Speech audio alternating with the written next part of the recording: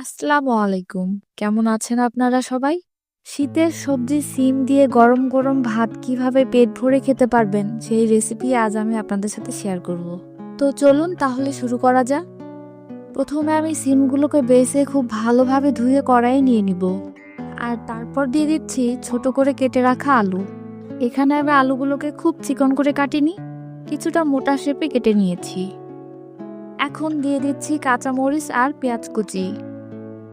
কাঁচামরিচ পেঁয়াজ কুচি দেওয়ার পর এক এক করে দিয়ে দিচ্ছি রসুন বাটা, স্বাদ মতো লবণ, হলুদের গুঁড়া আর সামান্য পরিমাণে মরিচের গুঁড়া, আর সবশেষে দিয়ে দিচ্ছি জিরার গুঁড়া। সব মশলার উপকরণ দেওয়া শেষ হলে দিয়ে দিচ্ছি তেল।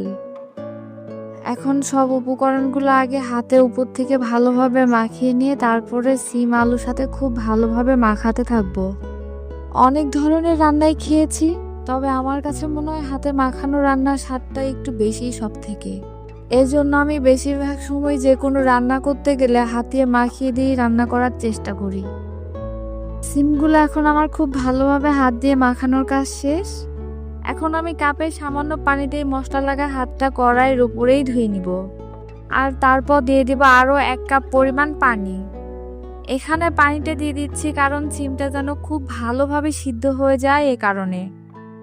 পানি দেওয়া শেষে ঢাকনা দিয়ে ঢেকে চুলা অন করে দিব।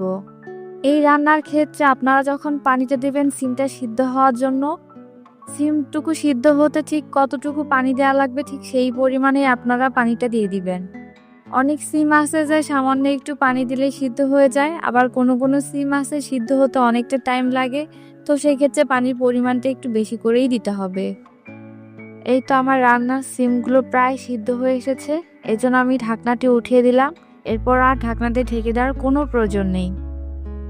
এখন শুধুমাত্র একটু পরপর নেড়ে চেড়ে দিলেই হয়ে যাবে, কারণ একটু করে নেড়ে না দিলে নিচে লেগে যাওয়ার সম্ভাবনা থাকতে পারে।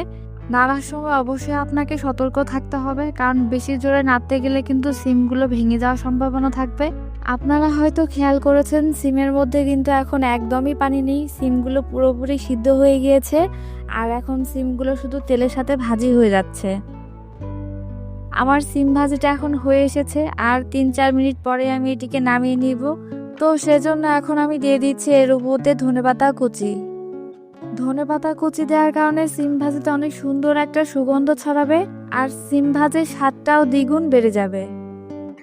সিম ভাজির কথা বলতে গেলে সকলে সবসময় ঝরঝরে সিম ভাজির কথাটাই ভেবে নেয়, তবে আমার মতো করে এভাবে একবার মাখো মাখো সিম ভাজি করে খেয়ে দেখবেন, আর আপনারাই পরখ করতে পারবেন সিম ভাজির স্বাদের ভিন্নতা।